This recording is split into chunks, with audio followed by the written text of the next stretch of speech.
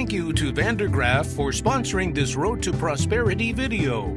Visit their website to learn about new innovative conveyor drive technology, delivering reliability and longevity for belt conveyors.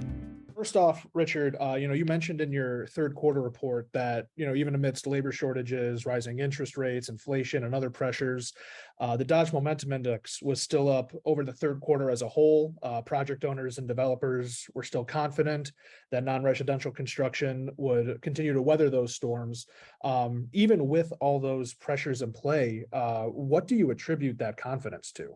Well, I think there's certainly optimism out there in certain sectors of the construction market that even if the U.S. economy enters into a downturn in 2023, that it will be mild, certainly as compared to what we saw during the Great Recession, where we saw multiple years of double-digit declines in construction. So that optimism of perhaps a shallow a downturn in 2023 means that there should still be demand for non-residential building projects, whether they be data centers or hotels or schools or hospitals. And that optimism is obviously manifesting itself in the trajectory of the DMI. Absolutely. The other thing you mentioned that I think is kind of perhaps even more key is that, there's this confidence now, but the question kind of remains if that can be sustained. Do you believe it will be sustained into maybe the fourth quarter into 2023 based on, so what you just pointed out? Yes and no, I think is the simple answer, or maybe not so simple answer.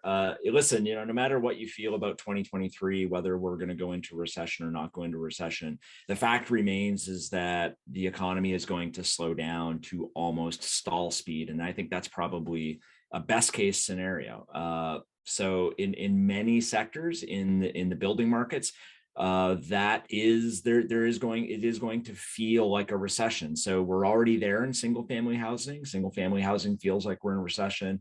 I think multifamily will feel that next year. I think certain elements of the commercial sector will feel that. So buildings like offices and hotels will certainly feel downward pressure in 2023. That being said, unlike the Great Recession, there are areas of optimism in 2023 that I don't think will be impacted by an economic downturn. One would be manufacturing. The CHIPS Act and the Inflation Reduction Act has put more money out into the field for chip plants, for EV battery plants, carbon capture plants. So that will provide a cushion to downturn elsewhere. Infrastructure, I think, will serve that same purpose thanks to all the funds from the Infrastructure Act. And then I think there's also healthcare construction should remain fairly positive in 2023, again, providing that insulation on the downside.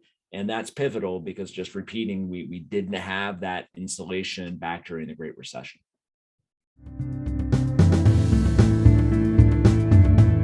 Thank you to Vandergraaf for sponsoring this Road to Prosperity video.